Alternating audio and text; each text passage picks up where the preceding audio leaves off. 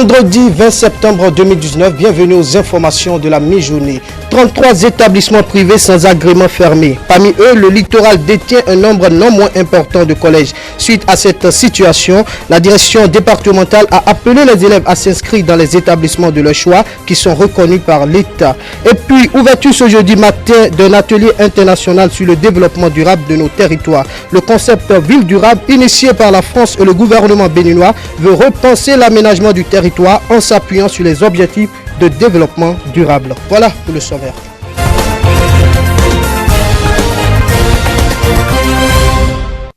Merci de nous préférer pour vous informer. Je vous l'annonçais à l'instant. Ouverture ce jeudi matin d'un atelier international sur le thème durable de nos territoires. Le concept Ville durable, initié par la France et le gouvernement béninois, veut repenser l'aménagement du territoire en s'appuyant sur les objectifs de développement durable. Pendant 2 jours, experts français et béninois vont se pencher sur les vraies questions de développement de nos territoires. Reportage. Vivre en ville, vivre la ville, c'est l'essentiel à retenir des messages lus ce jeudi matin à l'ouverture de cet atelier. C'est d'ailleurs en prélude au prochain sommet Afrique-France prévu pour juin 2020 que l'ambassade de France près le Bénin et le gouvernement, à travers le ministère de cadre de vie et du développement, ont réuni plusieurs hauts cadres français et africains autour de ces questions liées aux enjeux climatiques environnementaux, aux territoires durables, aux choix stratégiques d'aménagement et les projets de développement de nos villes. Je rappellerai brièvement quelques données bien connues. Les villes concentrent aujourd'hui un peu plus de la moitié de la population mondiale, consomment les 2/3 de l'énergie et émettent 70% des gaz à effet de serre. En Afrique, la population urbaine a doublé en un quart de siècle, passant de 237 millions d'habitants en 1995 à près de 560 millions en 2020. L'Afrique pourrait compter près d'1 milliard de citadins d'ici 2040. Le continent portera à lui seul plus de 50% de la croissance urbaine mondiale en 2050. Voilà ainsi projeté le visage que présentera nos villes d'ici quelques années. Les défis sont donc là pour suivre la représentation française qui soutient que les villes africaines constituent en elles-mêmes des atouts favorables à leur propre développement. De tout temps, l'urbanisation de nos villes africaines n'a pas été suivie d'un développement économique appréciable des territoires. Le gouvernement du président Talon, pour pallier à ces insuffisances, explique le ministre Tonato, a mis en place plusieurs projets qui entrent dans cette dynamique de développement. L'ambition est d'encourager à travers ces projets la construction de véritables pôles de développement qui s'accompagnent d'un effet d'entraînement sur l'ensemble des localités ou régions du pays. Et à cet égard, la ville sera donc désormais un bassin de vie et d'emploi qui rayonne véritablement sur son hinterland. Je suis heureux de savoir que cette préoccupation et cet engagement du gouvernement à promouvoir la ville et le territoire durable trouvent un écho favorable auprès de la France, qui a fait le choix pertinent de placer le prochain sommet France-Afrique de juin 2020 sur la question de la ville durable. C'est la preuve que les défis ainsi soulignés ne peuvent être relevés que dans un élan de solidarité mondiale, de partage d'expériences et d'initiatives communes. C'est à ce titre que je salue l'initiative de ces rencontres qui constitue un creuset d'échanges et de partage très édifiant. Vous l'avez dit, les villes durables, ce n'est pas seulement les infrastructures résilientes, ce n'est pas seulement le financement, c'est également la gouvernance responsable face aux questions de maintenance et d'entretien des infrastructures pour assurer leur durabilité. Mais c'est aussi l'évolution de la conscience des citoyens à s'approprier de leur ville et à vivre leur ville comme un bien qui leur appartient. En 48 heures, de grandes résolutions seront retenues et auront un effet levier de développement sur la promotion de nos territoires.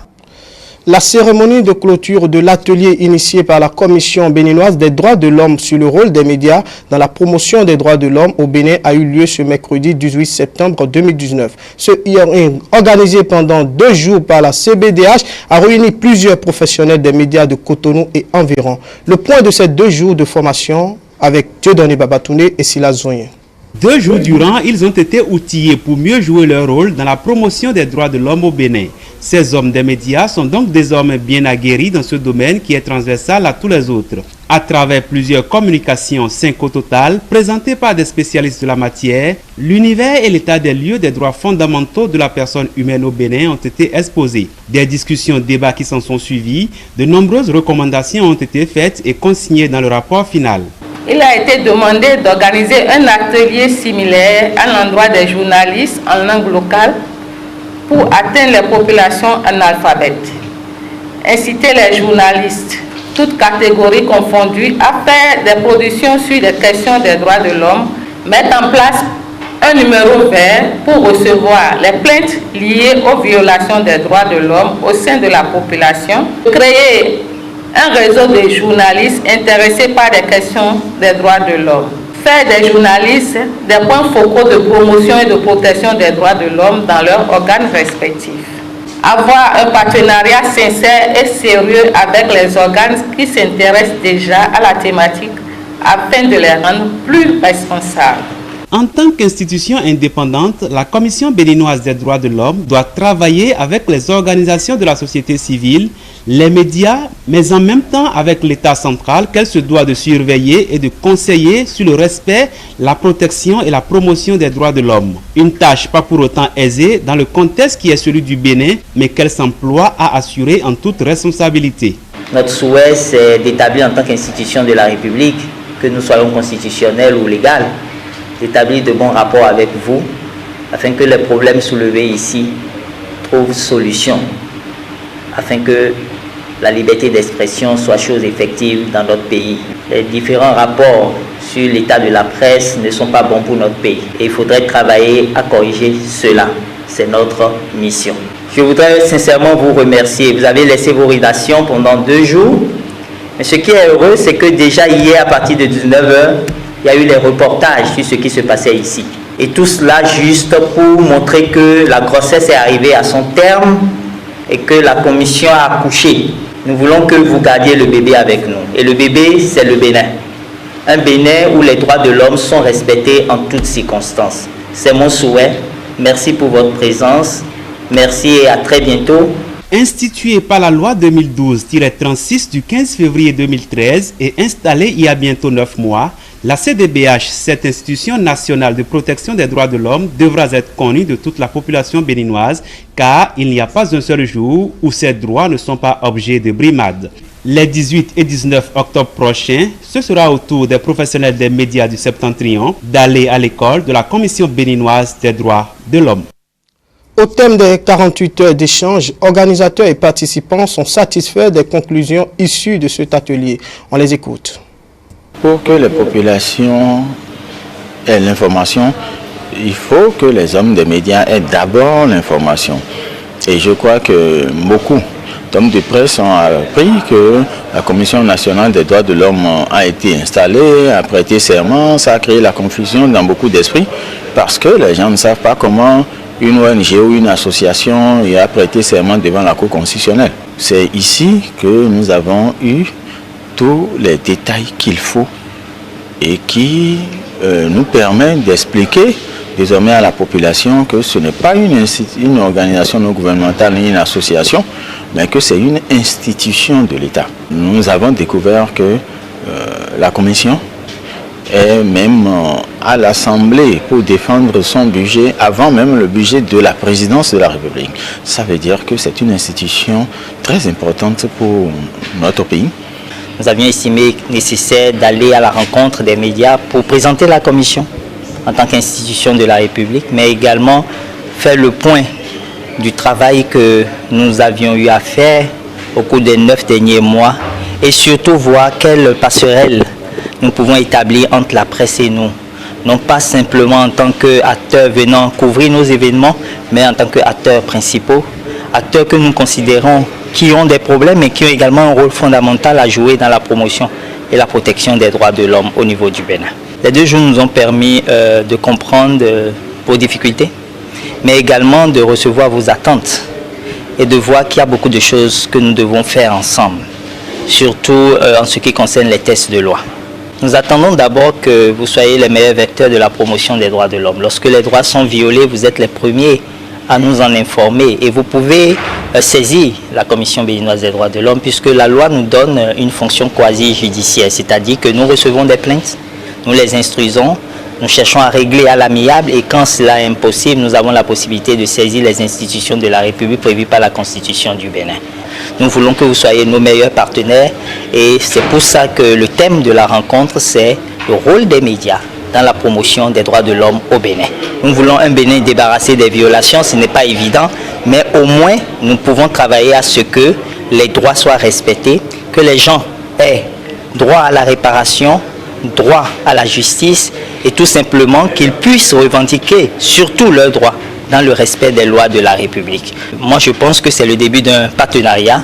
Vous avez un représentant avec nous, nous allons travailler pour que cette synergie soit maintenue et c'est tout heureux de vous avoir eu pendant ces 2 jours. Les débats étaient enrichissants et nous savons quel plaidoyer nous allons faire, quel avis et quelles recommandations nous allons faire au pouvoir public et je puis vous assurer que nous allons être écoutés. La Commission béninoise des droits de l'homme est une institution nationale légale ouverte à tous et dont la procédure ou le mode de saisine est des plus simples. Il suffit juste que la violation soit portée à la connaissance des commissaires de la CBDH et ce, par tout moyen de communication pour que le processus puisse être enclenché. Écoutons pour plus de détails le président de cette institution. La loi dit tout simplement que nous sommes saisis par tout moyen.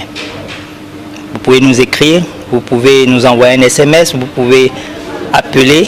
Mais ce que nous avons constaté, c'est que les gens essayent d'écrire et d'expliquer leurs problèmes de violation des droits de l'homme. Lorsque nous recevons la plainte, généralement à notre bureau provisoire situé au premier étage du centre juridique et de documentation de la Cour d'appel, nous essayons d'analyser pour voir s'il y a effectivement des arguments qui montrent que les droits ont été violés.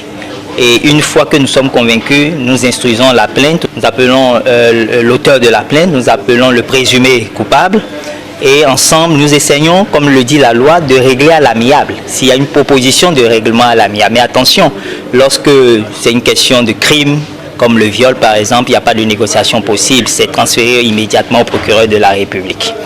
Et donc, je puis dire tout simplement que nous sommes un peu plus dans le processus de dialogue. Lorsqu'il y a un problème, nous essayons d'écouter les acteurs, nous leur donnons la possibilité de s'expliquer et nous les accompagnons. La loi dit que lorsque l'affaire a été déjà jugée, que nous ne sommes plus compétents. Par contre, nous pouvons porter assistance.